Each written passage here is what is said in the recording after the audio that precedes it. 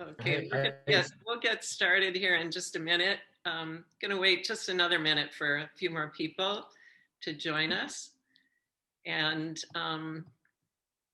then we will talk about critique groups and writing buddies. And I see a couple of people here that I've been in critique groups with, Chuck and Francisco and Tim. Those were two. Francisco and Chuck were in the first group that you put together. Nice, yeah. And the first group we didn't continue, but Chuck and I became writing partners. So that's another plus of the writing critique groups is you might not find a group, but you might find someone to partner with, writing buddy. So that's something else we'll be talking about. And I'm going to just keep continuing to admit people, and we could get started, Tim. Yeah, that sounds good. So why don't we just start in the beginning? Why should people get involved in a critique group? Yeah, I think the logic for them is sort of twofold. And I sort of always bring it back to the fact that it's social and it's scheduled, which are two things that really are helpful for writers. And I say this often, so if people know me, they've probably heard me say this before, but language is social. So if you're writing in a vacuum, then you're more apt to fail at the ultimate goal of writing, which is to connect with other people. That said, I think it's fair every once in a while to, there's certain project where it's fair to say, I'm going to sequester myself for a while. I'm going to take a year to write this whole thing, and then I'll come back to it and then connect with people. So, that truth of language being social and the need to connect with people and resonate with people. Critique groups aren't the only way for that connection to happen. And so certainly there are some projects that will benefit from you waiting a while. I also think, it's true that it's possible to take work to a critique group too soon, and it's also possible to take it to a critique group too late. And so those are instances in which, maybe the logic of the critique group is maybe not the best solution for what you need right now. If you take it too early, you have sort of a half-baked story, or it has all sorts of flaws that of, then you're not utilizing other people to your greatest advantage, which is to sort of help you see things that you don't see. So if you're taking it to them and then they come back with all this feedback and your response is, well, yeah, I knew all of that, it's maybe not the best use of that possibility. Well, may I ask you a question? Sure. Before you continue, so you're suggesting that you wait till your work is completed before you get in a critique group rather than have them help you along the way? No, not necessarily. I think, especially for like a first-time novelist, I think writing a novel with a critique group, basically taking chapters at a time to a critique group, is probably a good thing. Okay. But for second-time novelists, or for people who feel that they really just need to, sort of gain more confidence in their project before they're sharing it with people, I think it's valid in certain instances to say, I'm going to wait, and then use the social aspects later. Okay. Thank you. Let me interrupt here. Sandy, could you mute yourself? We're going to wait until the end for questions. Thank you. Okay, that's what I didn't know. Thank you. Yeah. And also, you guys, if you would put your questions in the chat, we can be looking at them as we go along. And then, if it's pertinent to what we're talking about, we'll go ahead and answer it. If not, we'll wait till the end and try to get to all the questions. So, yeah, sometimes you want feedback on just maybe the beginning of your work to see if it's something that is interesting to people, if people will want to read on, if it's engaging. So, critique groups can work at all different times in your process, right, Tim? Absolutely. Yeah, definitely. And I think they're just a really great way to learn. about your writing and how other people are sort of perceiving your writing, right?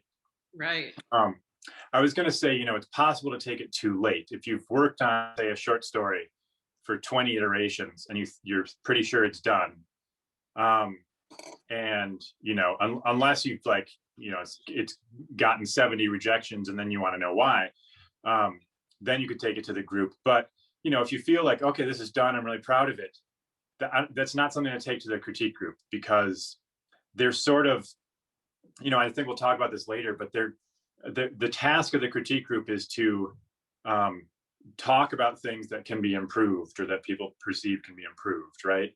And so they're always going to do that, no matter what you give them. You could give them a published story from the New Yorker, and they're going to tear it apart because that's what you're tasking them to do, right? Exactly. Yeah. So so that's just something to keep in mind, that maybe you don't always want to take your projects to a critique group if you're not ready for that, if you don't want that from them. And if you think that your project is ready, it should go to an editor, not a critique group. Yeah, right. Yeah. So yeah, I do think there's something to be said for just kind of getting accustomed to regular feedback too, and that's part of the social piece of this. Is that writing is it's a vocation that requires a really healthy attitude toward criticism and toward feedback. So critique groups sort of exercise that muscle. Right. So that's kind of the social piece of it. And I think the other really compelling reason for critique groups is just the schedule, that it's this regular commitment to producing writing and or to considering other people's writing. So it just keeps you sort of, it exercises those muscles. There have been times in my life where when the only thing keeping me like writing and keeping me sort of fresh is that I have expectations from my critique group to turn something in. And I've always found it much harder to let other people down than to let myself down, Right. So when other people have that expectation over me, I don't want to disappoint them. Right. It's a great motivator. Yeah, it is. And, I think that many of us need that during this time. I don't know about you guys, but I'm not finding this my most creative time. Right. And so when you have a critique group or you have a writing buddy, that's a great motivator to keep working. Mm-hmm. Definitely. So what are the benefits? We've talked a little about the social aspect. Right. Some of the other benefits.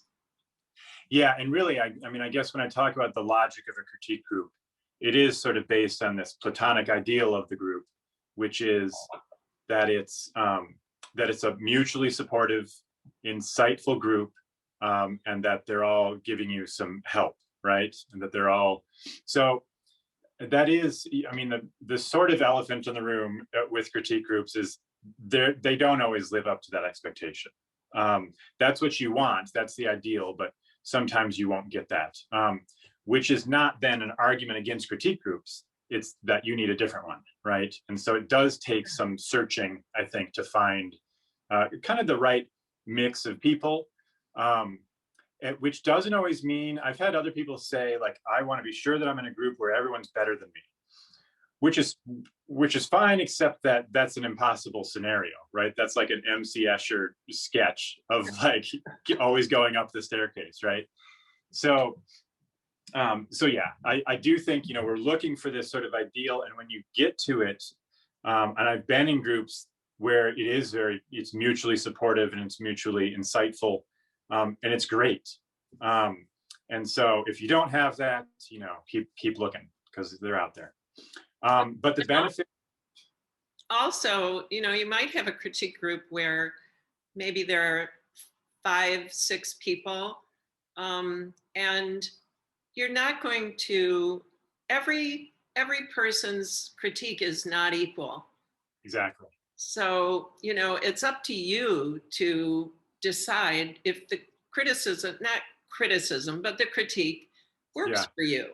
because Right. it may not, people have their perspective, they have their genre, they have whatever. So it might be that 3 out of the 5 are really good for you.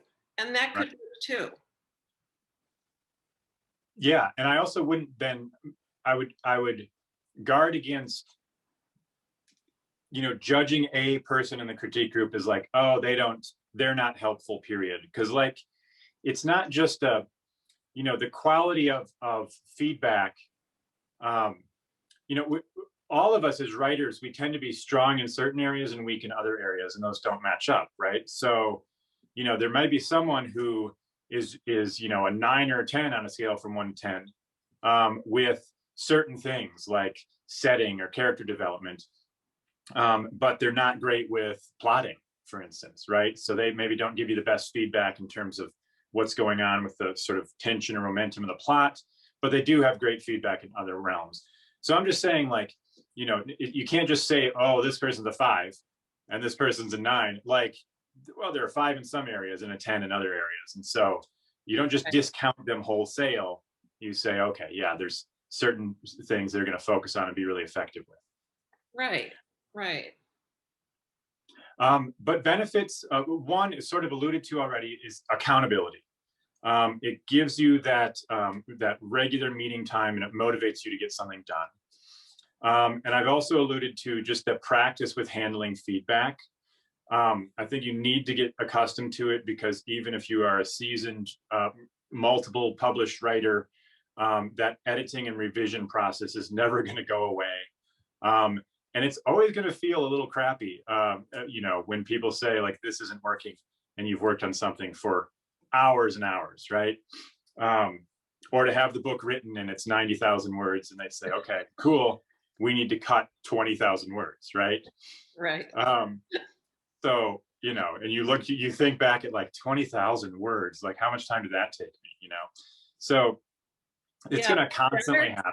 But better your critique group says that than an editor or an agent, Right. because they're going to ask you the same, they're going to say the same thing. 90,000 words, especially if you're a first time author, that's really hard to tell, so. Right. Depending on the genre. Exactly. Yeah. So it's great that your critique group tells you that. Right. Right. But it is hard to hear criticism. I'm really good at it because I believe everything that I ever write needs editing. Yeah. So it doesn't really bother me. And I also know that I'm not going to take all the criticism to heart. I'm not going to use it all, but I'm going to consider it. Right. So, but for other people, it's really difficult to hear anything bad about their writing. Yeah. Right. And so it's that critique groups may not be for those people. Maybe not, but it is, it's a realm in which you can practice that. Right. And it does have, as you say, it has lower stakes than if an editor or agent tells you that sort of stuff, right? And so, even if you're a little gun shy with that sort of thing, I think critique groups are a good sort of practice ground for hearing that feedback and for, just experiencing how it feels and sort of getting accustomed to it. Absolutely. Yeah. Yeah. There's kind of 2 other things that I think are the kind of less obvious benefits of a critique group. And one is that they're really a great place to learn about craft. And I've been thinking a lot about this as a sort of writing instructor, that we use exemplary work all the time. And it's good instruction, right? To say, like, here's an example of what I'm talking about. Here's what it looks like when, for instance, exposition, right? Here's information, and look at how it's incorporated in this story, so it's not just an info dump. And then we look at a good example of that. And so relying on sort of that exemplary work, that is, either commercially successful or critically acclaimed, it's good. I'm not saying teachers shouldn't do that, but what we have a problem with doing, because it's just sort of awkward, is finding pieces that don't work and that have problems, and then using those with students to say, okay, now look at this. Here's what's not working. Here's where this fails. And how can we improve that? And critique groups allow you to see that in not only in your own work, but in others' work. And sometimes you actually see someone bring a second draft back and you see what they've done with something. And so I just think, you know, they provide something that craft books and even sometimes classes can't, which is to see writing that has potential but not success. And I think we really need to get comfortable with that idea of like, what is the difference between writing with potential but not successful writing, right? Right. And how do you bridge that gap? Because that's everyone's goal, right? Absolutely. And then the other thing is just developing, and I often tell people this is the true value of a critique group, is developing your own editing abilities. You get good at feedback, or you can if you're really putting the effort into it. And I think when you do, that again, you're sort of working those muscles to apply to your own work and your own editing. Absolutely. You learn something with every piece that you read and you analyze and you think about, you learn something about your own writing when you're doing that. Definitely. Yeah. So let's talk about some of the challenges. Yeah, and you know, a big one is the one that we've already sort of alluded to, which is just tastes and personalities. You know, and I think, you know, if people have been in a critique group, chances are they've been in a group with at least one person whose just attitudes or approach just differs radically from ours. Right. And I should say that's not necessarily a bad thing, but it's a challenge. So, you know, I that's why I call it sort of a challenge rather than, you know, a con. It's not like an argument against the critique group. And so, you know, we can still learn from those people. They still have some value. I'm in a wonderful writing group right now, and there's certainly one writer who's, you know, just a little bit off in her reading of my writing, you know, and just sees it differently. And sort of, you know, if everyone had the same impression, I'd think, okay, I'm not quite getting across. But then there's three other people who are like, oh no, this is what it was about. And, you know, but the one is just consistently sort of like kind of missing the mark. But it's fine because there's other things she's really great with, right? Right. You know, so taste, personality, if there's some sort of clash in tastes and personality, like that's fine, because again, that's real world writing. You know, there are stories out there, books, short stories, movies, etc., that are successful, and that, you know, I mean, you know, we can talk about recent books or recent movies. You can talk about that with people whose tastes you align with mostly, and there still can be disagreement, you know?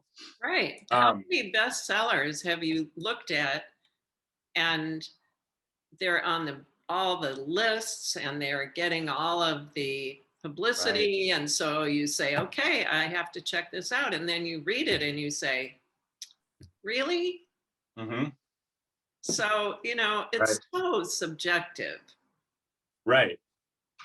So in some ways, you know, I mean, it almost comes back to a benefit. If you have that varied opinion within the group, and if there's someone whose tastes and attitudes are sort of radically different from yours, it really is not necessarily a bad thing. It really can be kind of helpful. But it is a challenge because, you know, it can make you, I mean, it can make you sort of doubt yourself more, right? Like to have that one person, even if they're sort of consistently not quite aligned with your tastes, to have them always there can just sort of get you doubting.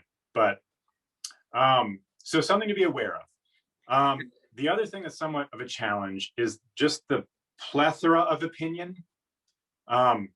Certainly I've had the experience where after a session, with even a small writing group, I can come back and feel like, oh God, I just need to go back to the drawing board. Like this is all crap. I can't save any of it, you know? And it can be sort of paralyzing. And again, this is something that I think ultimately is kind of a good thing, but it can be a challenge because it can feel overwhelming. And I always tell people part of this challenge is to digest slowly, to give it a day or two after getting feedback, Right. and then to sort of sift through it. And we can talk more about this later, but to sift through it and to see, okay, what in here do I really need to listen to, and what really feels right and jives with what I'm thinking about this story, and what in here feels like, okay, yeah, I think I'm going to just be content to have that be a disconnection between the two of us. Exactly. Yeah, but that plethora of opinion can really feel, one person might say, and I've had this experience where, one person said, well, I really love this story, except the beginning just felt a little slow to me, and then everyone else said, oh no, I thought the beginning was great. But then one of them says, but it just sort of sagged in the middle, and then the third one's like, I mean, I was really gripped until the end. I just think it didn't deliver, And of course, your mentality then as a writer is like, okay, so it's basically failing in the beginning, the middle, and the end. But it's not. That's not what they told you, right?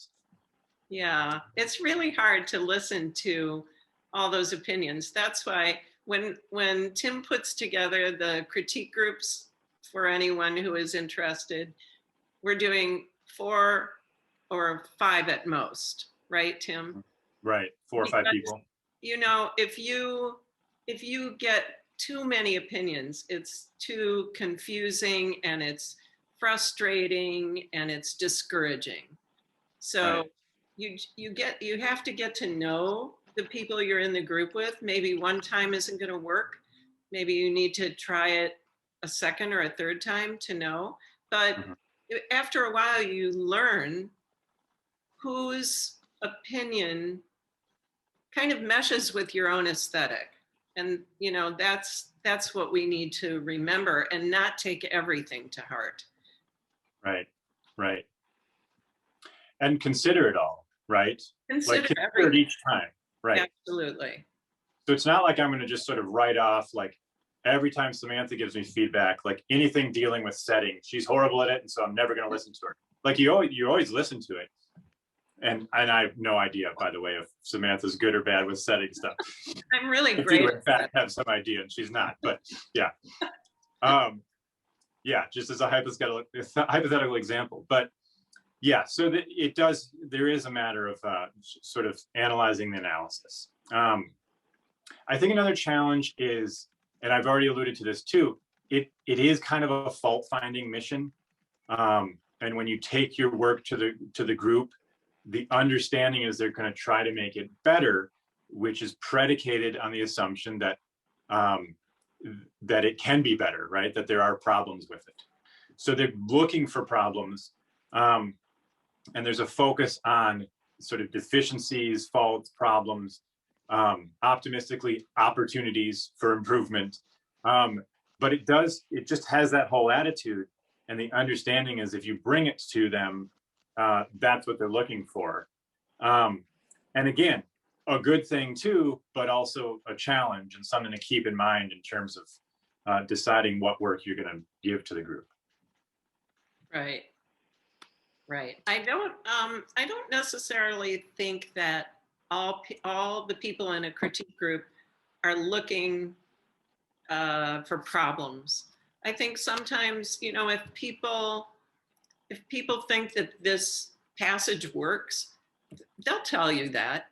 And then, maybe there are 1 or 2 things, small things, that they'll talk about. But I don't think everyone is really looking for things to improve. I think they're just looking if it works, if they want to keep reading, and then maybe there are some small things that they attend to. So I don't think you're always going to get criticism. You're going to get Right. great feedback too. You know, it's going to be a combination, and that's what we all need, I think. Yeah, I think the ideal for sure is that there's a combination of that, and I think, you know, the better the group, the more comfortable they are with one another, the more confidence they'll have to say, look, I really don't have much to say to you because this is working. Good job. Right. But I think a lot of people approach the group as, I'm not doing a good enough job if I don't give them something Yes. to focus on. So that's kind of more what I'm saying is, like, you know, there's that feeling that you need to tell them something that they can take away and improve upon. And I think you're right that, no, you need to tell them, like, you know, is this successful? And if it is, they should know that, and they should come away from it knowing, like, okay, in this case, you don't have that much work to do. Right. And, you know, the other thing is that I just lost my train of thought. Continue, Tim. Yeah, I think one of the last challenges is just time and energy. That it takes time and energy to meaningfully interact with someone else's work. This is not the same as just like picking out a book and reading 20 pages of it. It takes longer. You have to really put some thought into it. And if you're really going to get the benefit out of giving feedback and giving practice with that, and then being able to transfer that to your own writing, you have to treat it as if it is your own writing. And you have to think about, okay, I really got to dig into this and think, where can this improve? What's working? What's not? Why is it working? And why is it not? And those why questions are harder, and they take some careful consideration. Yes, absolutely. And, you know, one other thing, one other challenge I think is that sometimes the people with the least experience have the most confidence. Yeah. So, you know, they're very sure about their opinion of your work. And I think as you get to know the personalities of the people you're in the group with, you understand that. And, you know, that's another example of something you need to just be aware of and be conscious of. Definitely. Yeah. Yeah, there's actually a term for that. There it is. I forget what it knows. Yeah. Some sort of syndrome or something that, yeah, the people who tend to be least competent at things have the most confidence in what they're doing.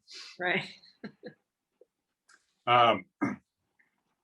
Yeah, and there it is, the Dunning-Kruger syndrome. Yeah, exactly. Oh, okay, cool. Thanks, Victoria. So yeah, let's talk about how to give criticism, which is a talent. Definitely. And one that you can develop and definitely improve at by practicing it, right? Yeah, I mean, my first piece of advice is always kind of along the lines of what you just said, which is to be unconfident, to coin a phrase. Offer advice with some hedging language, like maybe, possibly, perhaps. I tend to ask a lot of questions, you know, like, might this work better if, maybe you could do this. And I'm just sort of aware, and I remind the writer, like, I might be the only one who thinks this way, especially when I'm talking about it to them. Like, maybe this is just me. And a lot of the groups that I run, everyone, like pretty much everyone in the group kind of speaks that way, right? Like, maybe this is just me. I might be the only one. And so you're right. Like, the better people are, the more I find that there's this attitude of, that they know, like, I'm not the arbiter of what's good. I'm giving my impression, and I'm not trying to change your work to be mine. I'm trying to honor your goals and not force my sort of vision upon it. And I know I'm always at risk of that. So here's my impression. Here's a possibility. Here's what I'm seeing. Here are the questions this is bringing up for me. And you can consider this and see, you know, if other people are having these same sort of questions, maybe that's something you want to dig into. But, you know, I mean, I do this for a living. I teach and edit writing, and I'm always sort of approaching it as like, maybe I'm wrong, you know? Right. I mean, I thought Bridgerton was horrible. And yet, you know, if I was the arbiter, it would have made it into production. And yet it's out there and it's doing quite well. So I am wrong in some forms, right? Well, there's Simon, and I'm sure you don't appreciate him the way some of us do. So that's one thing, is to sort of lack confidence, know that you're just giving impressions. I also like this thing I saw recently of like, and this kind of goes with the fault finding thing. Instead of the attitude of like, what's wrong here? It's the attitude of how can we make this the best possible version that it can be, right? How can we make this better? And so just that attitude, it's almost obvious, but you know, I've been in groups where clearly not everyone had this attitude of the goal is to build people up, not tear them down. Right. And I think if you don't have everyone in the group committed to that as the goal, then, I mean, you need a different group, or that person needs to go, because that's an absolute, for me, that's just a non-starter. If you don't have that attitude, I can't have you in the group, right? I think that, you know, it's really important in a critique group for everyone to be honest. But it's also important for everyone to be kind. Definitely. And it's only our perspective. When we're giving a critique, it's only our perspective. Right. And so, as you say, couch it in kind terms. You know, this may be just me, but this is how I feel, and this is what I'm seeing. But also, it's really important to be honest about it, because you're looking to encourage people and you want them to succeed, and you don't succeed if you're not getting honest commentary. Right. Yeah, and I think the honest commentary, and the other thing I would say in terms of, you know, kind of point number 3 in terms of giving criticism, is to put some serious thought into it, right? Yeah. Again, to sort of think about what's working for you or not, and why. And I think a subset of that is make sure you're putting just as much thought into and specifying what is working versus what isn't. And you sort of kind of alluded to this earlier. I was in one of my critique groups that I run sort of as an instructor. We spend sort of half the time talking about what works, and we sort of begin with that, and then we move to suggestions or questions. I always phrase it as suggestions or questions versus what's not working. So we're moving through what's working, and this one writer, she's pretty funny. You know, we all kind of get done with that, and she says, but, and then expects us to sort of unload on, unload on her with in terms of what wasn't working. And in this case, it was like, well, no, actually, there was more that was working that wasn't. And you're just sort of predisposed to think, okay, yeah, but what wasn't working, and I nearly need. So it is, and as the writer being critiqued, make sure you're listening to that. Make sure you're paying attention to that and figuring out what is working and what is really hitting the mark with people. Right. You know, but you have to specify that stuff as the critiquer. And one of the other things that you have to keep in mind is that people are not reading your work in a linear fashion. So you might be sending them, you know, right, chapter 1, chapter 5. Maybe they've forgotten, by the time they've gotten to chapter 5, they've forgotten chapters 1 through 4. So, Right. I mean, it's really difficult to keep it all in your head if you're not reading it all at once. Yep. So you have to consider the feedback in that regard also. Absolutely. Right. Which maybe coming back to kind of one of the challenges or limits of the critique groups, which is you don't always, with each excerpt you're getting, you're often lacking the running start, as I say, right? The Yes. full sort of context. And so you may think, like we often run up against this of like, well, I didn't know who this was. But like anyone who's read the first chapters would know who that was. So it's a non-issue, right? But you can just say like, well, I wasn't sure who this was. Will this have been explained? And just leave it at that. And we don't need to fixate on it. But Right. yeah, that's absolutely true. I think too, like, I think someone in the chat said something about, every once in a while it's nice to give, when you're submitting something to the group, to ask them for some specific things to look for. And that is nice. Yes. And I tend to say, barring that, if people haven't done that, to focus on the bigger stuff, kind of the movement of the story. Are the characters resonating with you? Does it seem to have tension and momentum? That sort of macro level stuff, because I think errors in punctuation, suggestions on word choice, like you can mark that up in the manuscript, but they're hardly ever worth like talking about in the group. Right. Like I remember an early writing group I was in ages ago, where we spent like 5 minutes talking about whether all right should be one word or two. And I was just so aggravated with the guy who brought that up. Like, I don't care. Like, why would we discuss this? And it was just like, can you just please tell me if the story's working, right? So critique is not proofreading. And I think that's another thing that like, you get the Dunning-Kruger effect with the sort of people who haven't done it much and are very confident. And that's the other thing you get is like, you get people who think, oh, I'm just going to proofread this. I can't really tell you if your story is working, but I can tell you if you should have a comma or a semicolon here. And so they just fall back on that. And it's like, that's a skill set, but it's probably not the one you need to bring to the critique group. Exactly.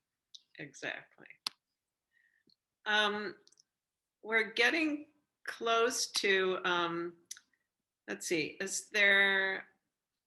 what else do we need to discuss? We're getting close to the time where we should start talking about how we're going to put together groups and answer some of the questions.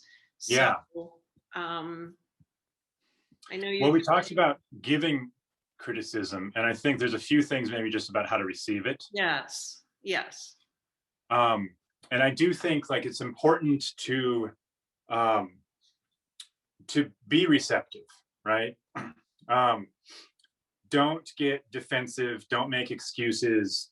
I've been in groups where the rule was put into place either by an instructor running the group or the group itself, that like the person getting feedback couldn't speak until the end of it. And I'm not quite that strict when I run groups by myself, or on my instructional groups.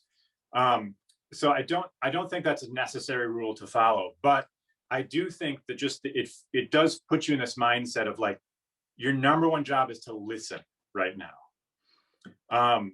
And I think along with that, and sometimes that means like ask clarifying questions, right? And say, but I think along with that, take notes. Because I think it's impossible to assimilate all of the feedback you're getting in the short time that you have.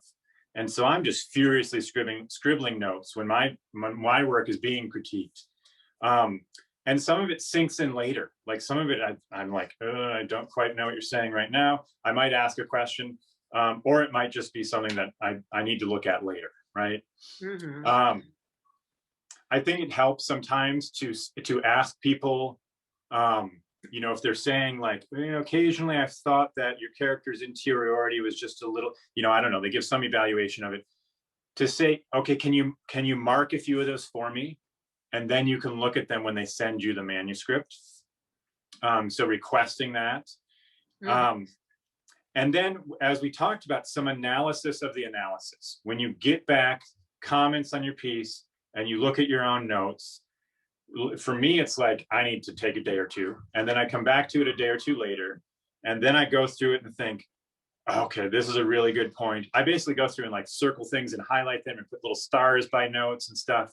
Think, I definitely need to pay attention to this. Or like, 3 people mentioned this, and and other things where I'll put parentheses around them as like a maybe, and then other things where it's like, I'm going to cross this off because I took a note of it, but then I remember in the group somebody brought that up as like a maybe, and then everyone else disagreed with them, and so we sort of ruled that out, right? To just sort of go through after the fact and do a postpartum, sort of postmortem, a postmortem on like, here's what's working or not. There's a certain amount of postpartum with birthing the story, but yes, so it's really hard to hear a lot of critiques about your work and not go away saying, oh my God, I should just throw this in the trash. right. And I have felt that, but like you say, you have to sit back and you have to listen and you have to process it, and it's not all going to resonate with you. Right. And that's okay, because everyone is only giving their opinion. Exactly. So, exactly. yeah. And I think that's another big piece of receiving the criticism is afterwards, give yourself a little time. Yes. It is an emotional thing. Even for seasoned writers, and I've been in writing groups for a long time, and it's still, every once in a while, just sort of, it irks me. It can be an emotional thing. Yeah. So don't be reactionary. Allow yourself a day or two. It's okay to be discouraged for a day or two, and then get to work, and then come back to the suggestions. And, once you're a little less emotional with it, and sort of, again, do that analysis of the analysis and start just sort of making sense of like, okay, here's what people have actually told me, and here's what I can work on, and here's what I'm not sure how to tackle, and here's how, and here's the stuff that maybe I'll set aside for now. Right. Exactly. So let's talk about setting up their critique groups. Yeah. So what we'll do is people can sign up, and there'll be a link where they can go to a Google form and just kind of fill that out. Actually, they're gonna get that a little later this evening. Everyone will get that link to the Google form. Okay. So they'll get that link and they fill that out, name, email, some other questions. That's used for nothing other than forming these groups. You're not subscribing to the list or anything with that. It's exclusively for that. And basically I'll take that information and I will put together groups of 4 or 5 people. And the logic here is that it's a kind of a trial. It's just sort of testing it out. You're together with those people. You're adults, and so you'll figure out how to meet and where and when.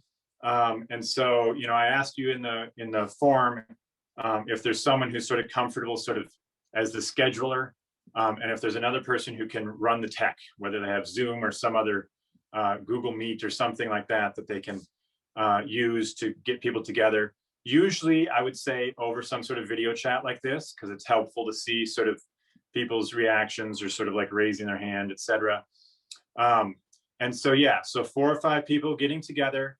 And I just kind of call it a trial. Like, you'll get together. What I recommend is, like, at least for this first meeting, is having people submit 5 pages double spaced, so that it's not too much, and having everyone do that. Normally, in most groups that I run or I've been a part of, we submit like 20 pages from maybe 2 people max per meeting. But in this first meeting, and you could certainly do that if you wanted to go on meeting with this group, but for this first meeting, I'd say 5, which most people say is not quite enough. But again, it's just sort of a test. 5 pages you submit, you critique then everyone over the course of 2 hours, so it goes pretty quickly, and it's maybe not as involved as you might be with a 20-page excerpt. So it's sort of this trial where you get to test out with a small piece of your writing, how other people are responding to it. And then you also are giving that feedback to other people. And then if it works, you might get, as you said, you might get a writing buddy out of it, like you did with Chuck, or you might figure out like, hey, this was really great. We all really sort of clicked, and then you just figure out like, okay, let's meet again in 2 weeks or in a month or whatever sort of timeline you want. Yeah, it was really interesting because Tim has done this already, and I was involved. And I mentioned this earlier, but people might not have been on the Zoom yet.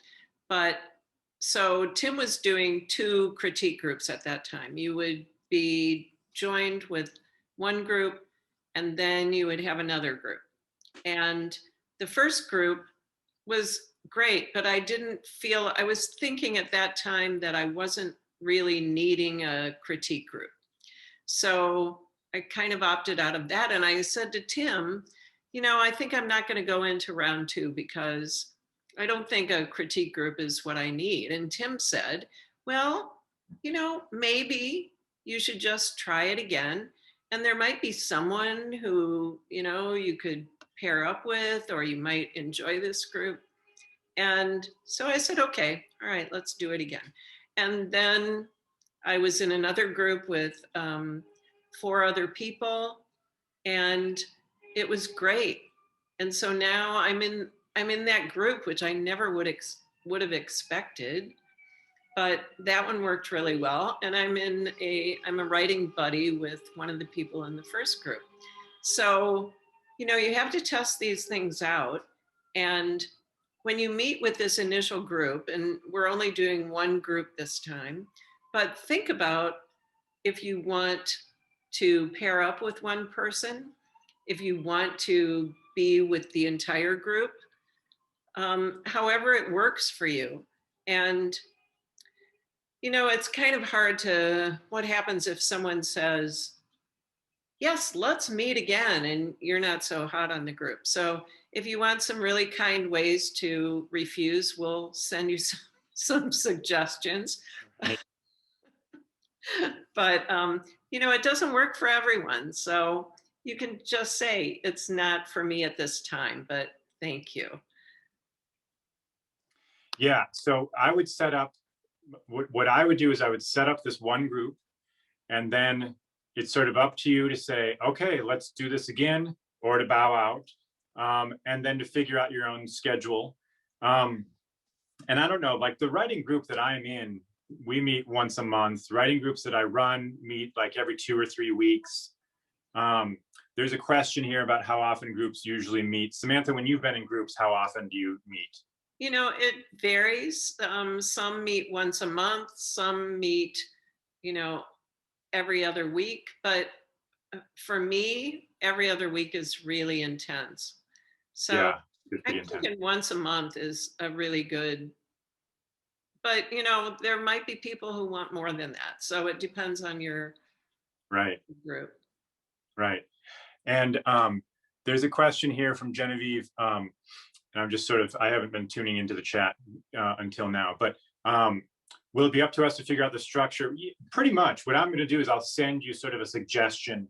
Once I put the groups together, I'll send you a suggestion for how to structure the first one at least. And you can take it or leave it. You won't get downgraded if you don't follow my suggestion. There's absolutely no supervision from me after I set the groups up. So that's all. Right. LT Ward asked, what would be the difference between finding a strong beta reader and participating in a critique group? That's a good question. Yeah, it is a good question. Yeah, I tend to think of beta readers more as for looking at the whole thing, right? So for a novel or short story, you write it, mostly for novels where we're looking at beta readers, and you write the whole thing, and then you send it out to a beta reader or 2 or 3 or 5, and you get there, and usually with some specific sort of questions on what to look for. And then they get back to you after having read the whole thing. It's a rare, generally speaking, critique groups are a little bit more just sort of designed to handle piecemeal stuff. So a chapter at a time, or a short story or an essay for each meeting. rather than a whole novel. So, I really think that's kind of the main thing. And I think the other thing is, I think I would almost always recommend, unless this person has done beta reading for you before, I would almost always recommend having specific focused questions, and not many, like 5 for a beta reader. And as we talked about, you can do that with a critique group, but I think, especially once you get comfortable with them and you're meeting more regularly, that's you rarely need to do that. You can just sort of give it to them and say, tell me what you think about this, and they know to take it from there. Right. Allison said, is it Allison? Yes, she said that she was the junior member of a group, but participating in that group was really good, and for her to help her grow. And I think that's a really important point, is that, you don't want to be intimidated by, if you're in a group with someone who's published, it doesn't matter. If you're in Right. a group with people who have never published, it doesn't matter. Everyone has a perspective. Everyone has an opinion. We all come at this as a reader. We're all readers. If we're writers, we're all readers. And we know what we like, and we know what we look for. And all of that feedback is so valuable.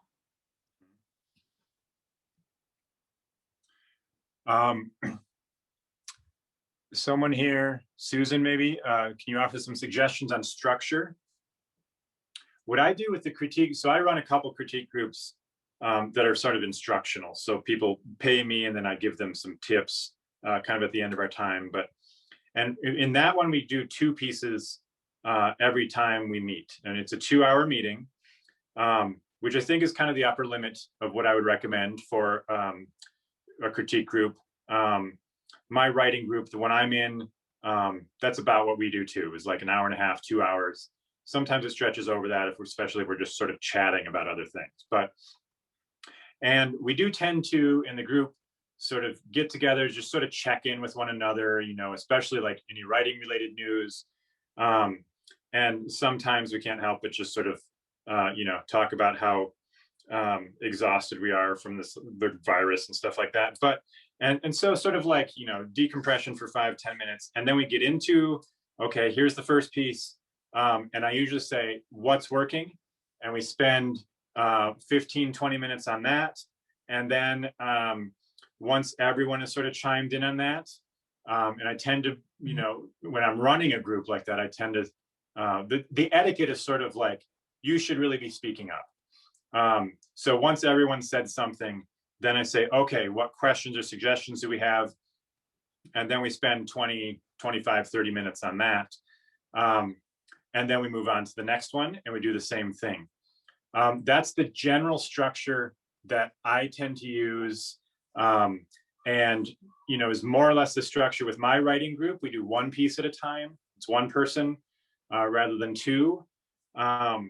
And if it was, many people, it was 4 or 5 people, I would just figure out like, okay, we want to be done in 2 hours. And so we really need to do this at the pace of about 20, 25 minutes per person. So we're going to go pretty quickly. And you may even say, let's say, I nominate Samantha to be the timekeeper, and she'll just tell us, okay, we're at 20 minutes. So let's try to wrap it up.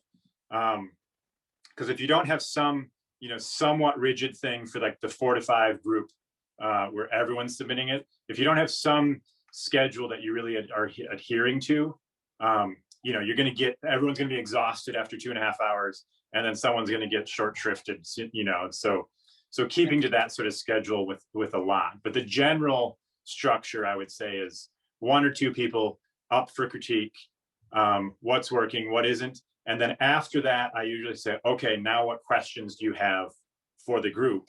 And then the writer can say, oh, can you just clarify this? Or what did you guys think? Nobody said anything about this thing. What did you think about this, etc. Right. But for these initial groups that Tim's going to be putting together, we're suggesting a 2-hour block of time, and people submit 5 pages each, and everyone talks about them. And that has worked out, that it is about 2 hours. But so, and then going forward, you can determine how you want your group to go, how many people should submit, Right. you know, how long the sessions will be. So it'll vary depending on what people's preferences are. Mm-hmm. Definitely. You know, Bruce mentioned that his preference is for brutal feedback. He said he wanted to know what people think, and he'd rather have people be very direct on what's not working and what is. So the trick is allowing it not to be personal. And that's a really Right. important Right. thing. It's so you can't take it personally. It's hard not to, but Right. you need to try. You know, I didn't have a chance to introduce Tim. I'm sure you all know him, but Tim runs Storm Writing School, and he does critique groups. He is an editor. He is like the biggest writing nerd I know. Really, when some of his posts are so technical about writing, my eyes sort of glaze over. But he's so smart, and so you should look him up. I'm sure his link is in the emails that you have gotten. It'll be in the next one. And he's a magician. He edits, he consults, he teaches. He's so smart. So, are there any questions that we have forgotten or anything that you want to let people know, Tim? No, I'm just looking at, do we have anything else in the chat that we haven't gotten to? And if we have time for it? Yeah, we have a couple of minutes. Yes, Okay. I have a question. Do you think, Tim, that it's better to return to school and take writing classes, maybe towards a degree, than do something like getting in a group and just see where that goes? It sort of depends on where you are with your writing. And if you're more toward the beginner end or just starting off, then I would highly recommend starting with critique groups. And I mean, in fact, you know, for a lot of going back to school and MFA sort of situations, Yeah. you need letters of recommendation from people who kind of know what they're doing. So classes, critique groups, just getting yourself out there and doing workshops, all of that before going back to school. But if you've done a lot of that, and you really just, the benefit of like an MFA is that you can pretty much do everything in an MFA on your own. It's just a matter of, you know, there's like 2% of the people who have the discipline to do all of that on their own, right? Yeah. So, Okay. but you can find mentors, you can read craft books, you can set your own schedule, you can join workshops, etc. You can get excellent beta readers. You can do a lot of it for free. It's just that you have to do the legwork in getting that together, and you need a lot of self-discipline. And an MFA just sort of forces you into, here's what you're doing, and you have deadlines and you have schedules, and here's a bunch of other people that you don't have to go out and search for who are at a pretty high level already. So there's a lot of benefit to doing that, but I think I would start with at least some searching out of critique groups and workshops on your own first. Yeah. And Stacy asked, how does one know when it's time to join a critique group? Good question. I think, you know, when you were talking about, you know, this sort of offer to kind of, for this whole thing where we're putting together groups of 4 or 5, I don't think there's a lot to lose with this. Right. I just don't see a lot of, you know, it's a trial. You're testing it out. And there's very few people who I would say, you're not ready for a critique group. Almost everyone I would say, yeah, absolutely, give it a try. And again, keeping in mind, like, if this one doesn't work, that doesn't mean critique groups are out. It just means you got to find kind of the right people for where you're at right now. Right. So I would say everyone's ready. I think so too. And I think now is a particularly good time to join one, just to have the companionship and the networking and the feedback and the connection. So For sure. Samantha, you're going to give us this information to join a critique group? You will get it soon after this ends. Everyone Okay. who Thank you. registered will get the information. Okay, thank you. And then Tim, like in the next week, you'll have the groups formed? Yep. Okay. But And don't you're hold us to closing, that timeframe. we're closing the Google form by what, tomorrow at noon, I think. Tomorrow at noon. So you'll get it like in an hour. You'll get the form and you just need to fill it out by noon tomorrow. Yeah, so get on it pretty quickly. But Yeah. So yeah. we send it back to you, Samantha? The instructions will be in there. Okay, thank you. Yeah. Yeah. It's online. You just fill it out and submit, and then you're done. Okay, thank you. So Yeah. if I haven't started actually writing anything yet, would this be like an incentive to like write 5 pages and start in? And Sure. would you suggest that I do that, or would you suggest that I wait a little while? No, I'd say go for it, especially with Okay. this trial. There's really nothing to lose, and it'll Okay. get you to write something. And even with a critique group, sort of a longer term thing. I mean, the writing group I'm in, that's for the writers I'm working with in terms of getting my own feedback and stuff. We just sort of check in with one another, and there's periods where some people are like in the middle of writing a book, and so they have something to submit like every time if needs be. And other times where it's like, nah, I mean, I've gone in that group sometimes 6 months without submitting anything. And then other times it's like, I can have something for you next time, and I say that every time. And usually, we take turns. But so even if you're not super productive, I think it keeps you fresh. It keeps you thinking about writing craft. And Now, so, yeah. does it have to be like a book that you're writing, or can it be like articles? I write for Classic Chicago. And so that could be actually helpful if somebody were to, help critique like some of the articles I write for them. Whatever Absolutely. you're working on. Okay. Yep. And it can be fiction, it can be real. Absolutely. In the form, it will ask you what you're writing. If you write fiction, if you write nonfiction, what genre. So that's all that information is Tim's going to use to form the group. Right. Okay. I'm just getting into fiction. I've never written fiction in my life. So I'm taking a fiction class at the Newberry Library. So I'm hoping. Your dad knows where they are. Never mind. Where are Right. That's great. All right. I promised that this would end before kickoff. So They're where? we're gonna end now. If anybody has any further questions, you can email me. They were in here in the sack. I took them out. So thanks for joining us, and look for the email very soon. Thank you guys. So nice to see all your faces. Thank you, Thank you. Sam and Tim. Yes.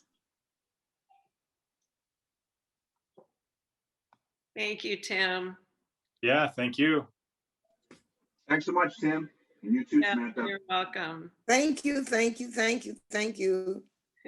You're welcome. Thank you. Okay.